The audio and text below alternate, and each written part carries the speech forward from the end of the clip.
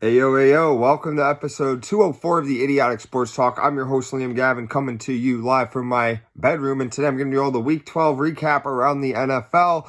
Lots of fun games that were being played, lots of high-scoring games, couple went into overtime. Just a lot of slugfest, man. That's really all I could say. Let's break it down. We'll start with the Thursday games, the Thanksgiving games. I hope you guys all had a great and happy and safe and blessed Thanksgiving. I hope you guys enjoyed some football. We're going to dive into it right now. Packers beat the Lions 29-22. Jordan Love, 268 passing, 3 touchdowns, no picks. Christian Watson, 5 catches, 94 yards, a touchdown, and the rookie receiver Jaden Reed with a touchdown catch. As for Jared Goff of the Lions, he had 332 passing, 2 touchdowns, no picks, but he did fumble 3 times. David Montgomery with a rushing touchdown, and the tight end, the rookie Sam Laporta with a touchdown catch. So the Packers split the series 1-1 on the year with the divisional rival Lions. They snapped their 4-game losing streak against them. The Packers are now 5-6, and they've won their last 3 out of 4 games. The offense, 377 total yards, 109 rushing yards. They didn't turn the ball over either. The defense had 3 sacks, 3 forced fumbles. 1 was a touchdown. Just got tons of pressure, and with this big upset win on the road, the Green Bay Packers stay alive for a playoff spot. As for the Lions, they had 472 total yards of offense, 140 rushing yards, but they had those 3 fumbles like I mentioned.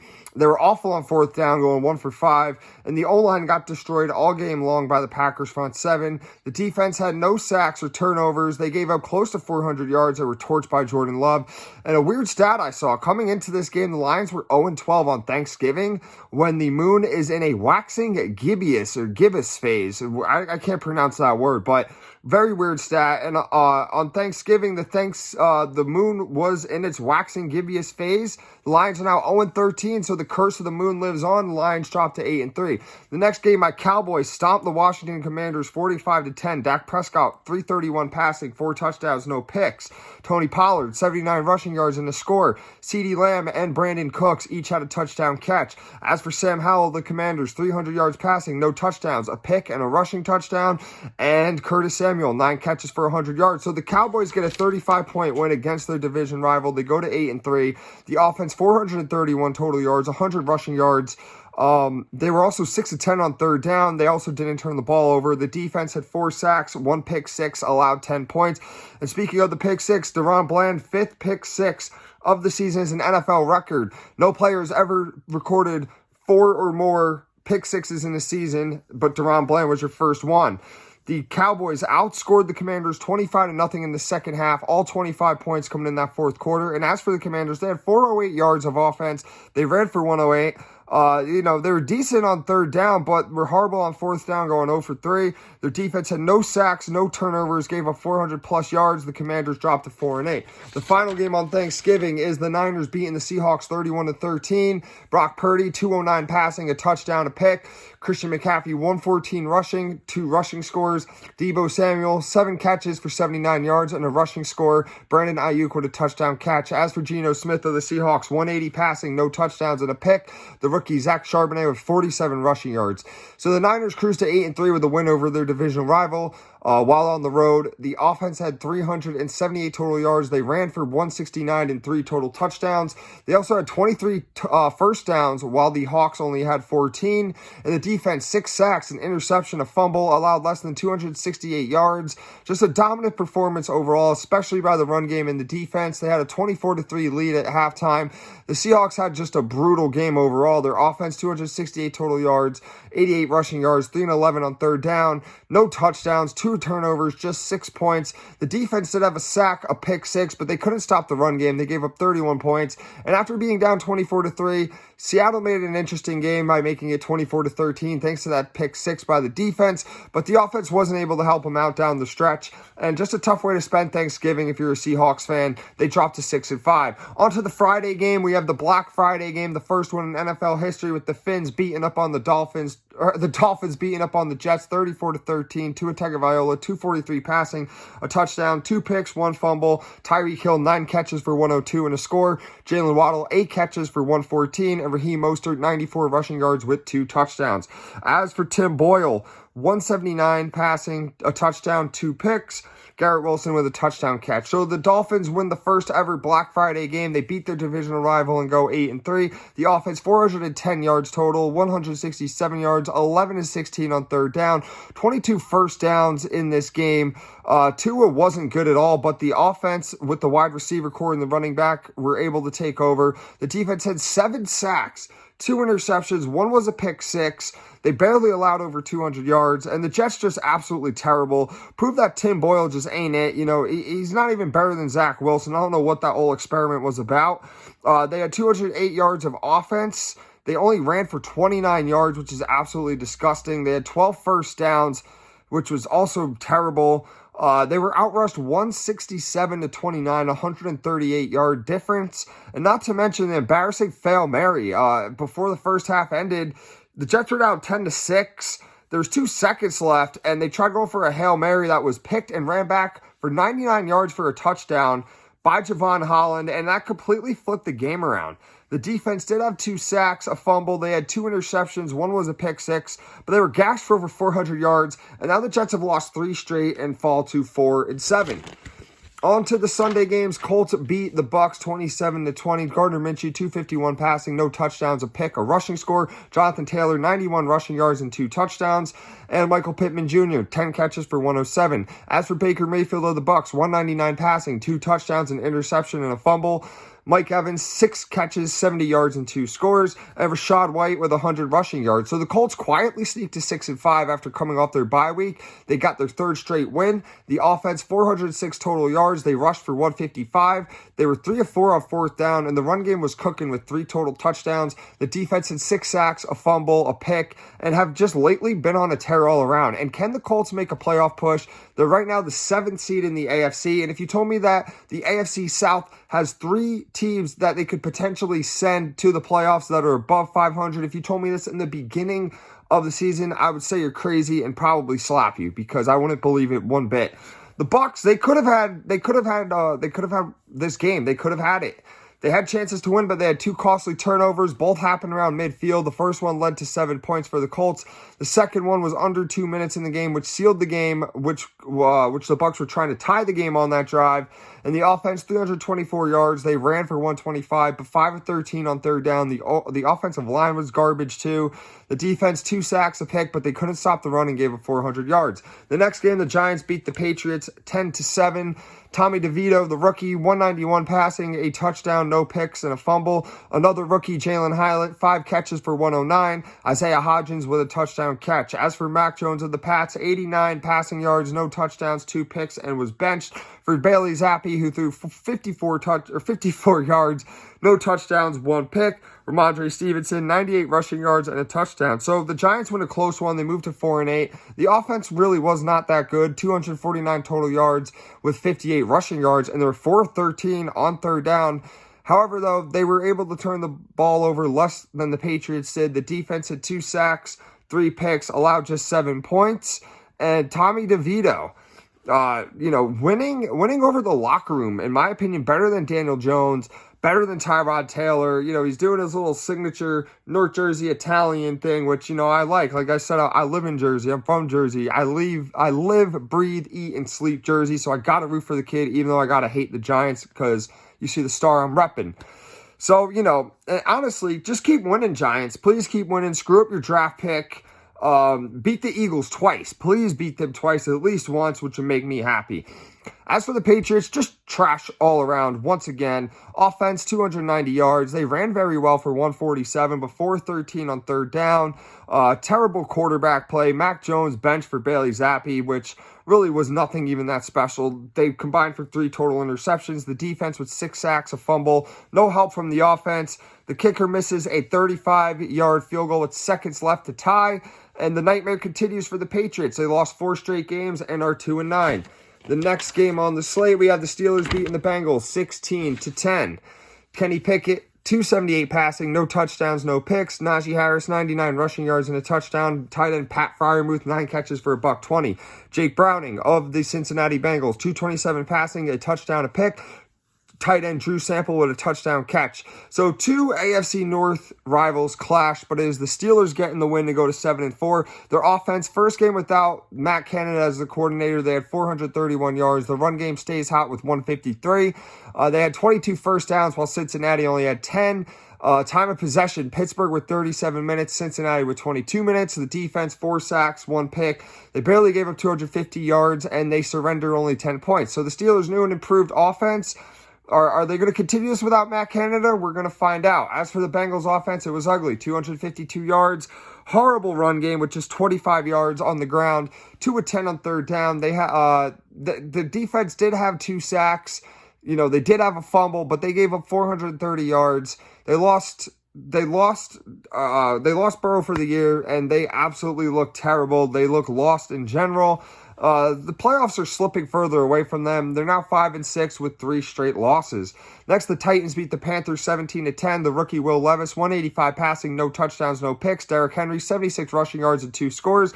As for another rookie, Bryce Young, 194 passing, no touchdowns, no picks, and a fumble. Chuba Hubbard with a rushing touchdown. So the Titans, they win the toilet bowl. They snap their 3-game losing streak and go to 4-7. The offense, 265 total yards. They ran for 80 yards, no turnovers, and the defense had 4 sacks plus 1 fumble. As for the Panthers offense, 290 yards, 96 rushing yards, but 6 of 16 on third down. The defense got a sack but couldn't force a turnover. They had chances to win this game too many times but made too many mistakes. The very next day, the head coach, Frank Reich, was fired. The quarterback coach, Josh McCown, was fired. And the running back coach, Deuce Staley, was fired. So the owner, Dave Tepper, he's cleaning out house. Reich fired after just 11 games. Carolina loses their 4th straight game, and they go to 1-10. Next, the Jaguars beat the Texans 24-21. Trevor Lawrence, 364 passing, a touchdown, a pick, a rushing score. Calvin Ridley, 5 catches, 89 yards, and a touchdown. The rookie C.J. Stroud, 304 passing, 2 touchdowns, no picks, and a rushing score.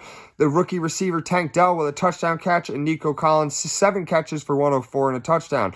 So the Jags split the series with their divisional rival on the season. They are now 8-3. Very great game, a close win, playoff atmosphere involved. The offense, 445 total yards with 81 rushing yards. They were 7-13 on third down. The defense didn't turn the ball over, but they had 4 sacks. And the Texans had chances for a win. They trailed by 10 points for practically the whole game. They had 2 missed kicks. The one at the end of the game to send the game into overtime was missed from 58 yards. Their offense had 398 total yards. They ran for 91, but 6-13 on third down and 0-for-1 on fourth down. The defense had a pick. No sacks, though. They got gassed for over 440 yards, and the Texans are now 6-5. Next game we have here is the Falcons beating the Saints 24-15. Desmond Ridder, 168 passing, a touchdown, 2 picks. The rookie Bijan Robinson, 91 rushing yards. He also had a rushing touchdown, a receiving touchdown, and Drake London, 5 catches for 91 yards. As for Derek Carr of the Saints, 304 passing, no touchdowns, and a pick. Chris Olave, 7 catches for 114. So the Falcons snapped their 3-game losing streak with a win against a divisional rival, and they're now 5-6. The offense, despite the 2 picks by Ridder on some ill-advised throws, the offense had 396 total yards. They were 4 of 8 on third down, and the run game was on fire with 228 yards. And it seems like good things happen when you feed your rookie running back, Bijan Robinson, who's hungry, who's trying to make a name for himself, right? It just seems that way. Defense has a sack, a fumble, pick 6. They gave up no touchdowns, gave up 15 points. Big win for Atlanta. Could be significant down the road for a playoff spot and for the division winner of the NFC South. The Saints had their chances to win, but they made mistakes of their own. Late in the first quarter, up 3-0. Carr is picked by Jesse Bates, who takes it 92 yards to the house. Once they picked off Ridder in the end zone with under a minute left before the half, they were able to get no points. And then when they picked him off again, late in the third quarter around midfield, I almost called him Jason Tatum. Taysom Hill fumbles the ball in the next drive, and it was just ugly for the Saints. The offense, 452 yards. They ran for 148. However, 6-14 on third down, no touchdowns. The kicker, Blake Group, was their best offensive player, going 5 for 6 on field goals. The defense had 2 picks, no sacks. They gave up close to 400 yards, gassed by the run game. Crucial loss for the Saints. They're now 5-6. Next, the Rams beat the Cardinals 37-14. Matt Stafford, 229 passing, 4 touchdowns, 1 pick. Kyren Williams, 143 rushing. He also had 6 catches, 61 yards, and 2 receiving touchdowns. Royce Freeman had 77 rushing yards and a touchdown. And the tight end Tyler Higbee with 2 touchdown catches. As for Kyler Murray of the Cardinals, 256 passing, a touchdown, no picks, and a rushing score. Hollywood Brown, 6 catches for 88 yards, and Greg Dortch with a touchdown catch. So the Rams sweep their divisional rival on the road. They win by 23 points and are now 5-6 on the season. The offense with Kyren Williams back looked very lethal. They had 457 total yards. The run game took off for 228. They were also 6-12 on third down, 2-2 on fourth down. And the defense had 4 sacks. They only allowed 14 points and stopped the run. The Rams stay alive in the playoff hunt, and we'll see if they can make it. The Cardinals suffer a brutal loss. The offense, they played clean. They didn't turn the ball over, but they had 329 total yards and a terrible run game with just 73 yards, while the Rams had 228 rushing yards, outrushed by 155, awful on third down, 6-17. The defense had a pick, but they couldn't get any sacks. They were abused by the run game. They allowed 37 points for 450 yards. The Cardinals declined down to 2-10. The next game, the Broncos beat the Browns 29-12. Russell Wilson, 134 passing, a touchdown, no picks. He also had a rushing touchdown and a fumble. Samaje Perine with a rushing score. And the rookie DTR for the Browns, 134 passing, a touchdown, no interceptions, but he left late in the third quarter with a concussion. So in comes PJ Walker, 56 passing yards, no touchdowns, no picks, and a fumble.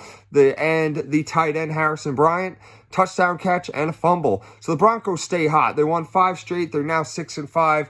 The offense, 303 total yards. The run game had 169, and they dropped 27 points. As for the defense, 4 sacks, 3 fumbles, a safety. They allowed less than 300 yards for 12 points, and this Broncos team has been lights out in this win streak. During the 5-game stretch, the offense 23.4 points per game, and the defense is allowing 16 points per game. The Browns trailed 14-0 halfway through the second quarter. They made a 14-12 game halfway through the third, but then were outscored 15-0 for the rest of the game. The offense, 297 total yards. They ran for 107, but they had 3 fumbles. 2 turned into 10 points for Denver, and they went 2-13 on third down. 2 of 5 on fourth down, and the defense was able to get a sack, a fumble, but they couldn't stop the run. The Browns' 3-game win streak is snapped, and they are now 7-4. Next, the Eagles beat the Bills 37-34 in OT. Jalen Hurts, 200 passing yards, 3 touchdowns, 1 pick. He also had 65 rushing yards with 2 scores and 1 fumble. Devontae Smith, 7 catches for 106 and a touchdown, and A.J. Brown with a touchdown catch. As for Josh Allen of the Bills, 339 passing, 2 touchdowns and a pick. He also had 81 rushing yards for 2 rushing scores. Gabe Davis, 6 catches, 105 and a touchdown, and Stephon Diggs, 6 catches, 79 yards and a touchdown. So the Eagles win a thriller in overtime after overcoming a 10-point deficit. And they have the best record in the league at 10-1. They're on a 5-game win streak. The offense, 385 total yards. They ran for 185. They outscored the Bills 30-17 in the second half and in overtime, and 23-10 in just the fourth quarter in overtime alone. And despite 2 turnovers, Hurts put the team on his back with 5 total touchdowns. And in the cold, rainy, slippery conditions, the kicker Jake Elliott nailed the 59-yard field goal to force overtime. The defense did surrender 500-plus yards for 34 points, but recorded a sack and a pick. In another game, the Eagles had no business winning, but they found a way. And as for the Bills, they melted down, and they gave the game away. They had 2 missed field goals. One was blocked. And then early in the fourth quarter, the Eagles score, and then Josh Allen gives them the ball back with a pick, which leads to the go-ahead touchdown for the Eagles. And then in OT, Gabe Davis is wide open. Allen overthrows him. Davis also kind of ran the wrong route, and that would have ended the game, but instead they had to kick the field goal. And not to mention 11 penalties for 80 yards. Some were questionable, especially when Josh Allen was dragged by the collar, dragged by his jersey, no call. I don't know what the refs were seeing there, but, it is what it is. And despite the loss, Josh Allen went off. Same with the Bills offense. They had a heck of a game. 512 total yards, 173 rushing yards, 13 to 22 on third down, 1 of 1 on fourth down. The defense had 2 sacks, a fumble, a pick, but they folded in the fourth quarter in overtime, allowing the Eagles to march downfield and get a game-tying field goal and get the game-winning touchdown in overtime. The Bills should have won. I needed the Bills to win, but they let me down, and they are now 6-6. The next game, the Chiefs beat the Raiders 31-17. Mahomes, 298 passing, 2 touchdowns, no picks. Isaiah Pacheco, 2 rushing scores. The rookie Rashid Rice, 8 catches, 107 and a touchdown. Tight end Travis Kelce, 6 catches, 91 yards. As for the rookie Aiden O'Connell, 248 passing, a touchdown, no picks. Josh Jacobs, 110 rushing yards and a touchdown. Jacoby Myers, 6 catches, 79 yards, and a touchdown. So the Chiefs get a bounce-back win versus the divisional rival on the road and move to 8-3. The offense, 367 total yards, 69 rushing yards. But, they played turnover-free football. And in the second half, their offense finally showed up with 17 points. The defense, with no turnovers, but they got a sack. And they overcame an early 14-0 deficit. The Raiders were the one that let that 14-0 lead slip away. They were outscored 31-3 since that point. 17-3 in the second half. And outside of going mute in the second half, the Raiders didn't look that bad. They had 371 total yards. They ran for 123, 7-14 on third down, and they also didn't turn the ball over. However, they went 0 for 2 on fourth down. The defense had a sack. They couldn't get a turnover, though, and they gave up 31 points. The Raiders dropped to 5-7. Next, the Ravens beat the Chargers 20-10. Lamar Jackson, 177 passing, a touchdown, no picks. The rookie Zay Flowers with a rushing and receiving score. Justin Herbert for the Chargers, 217 passing, a touchdown, a pick, and a fumble. Keenan Allen, 14 catches for 106 and a fumble. And the tight end Gerald Everett with a touchdown catch. So the Ravens advanced to 9-3 with this win. The offense was mistake-free, and they recorded 374 total yards with 197 rushing. The defense had 3 sacks. They had 1 pick, 3 fumbles, and allowed just 10 points. And it was weird seeing Justin Tucker miss a 44-yard field goal. It's probably really the only negative thing to say about the Ravens in this game. But as for the Chargers, there's a lot of negative things to say about them. 303 total yards, but unlike the Ravens, they couldn't run the ball, just 86 rushing yards. They had 4 total turnovers, which is brutal. You ain't going to win a game that way. The offense shouldn't be this bad, but you have to thank their genius of a head coach, Brandon Staley, and their genius of an offensive coordinator, Kellen Moore, who are absolute crap. They're just stunting this team's growth.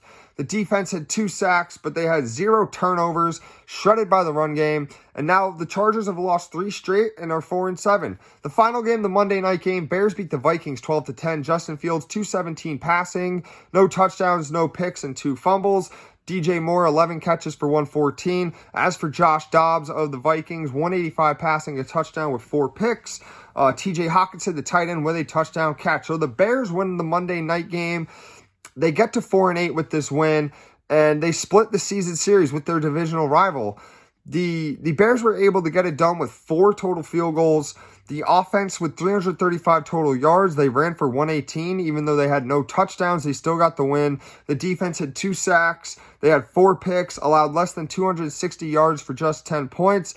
And Fields tried giving the game away to the Vikings. He fumbled 2 times in the fourth quarter on back-to-back possessions. The Vikings got the go-ahead touchdown from that, from the first fumble. And then the second fumble, they had to punt, which led to the game-winning field goal for the Bears. And the Vikings were just very bad all around. They were absolutely putrid. 258 total yards. They couldn't run, just 73 yards.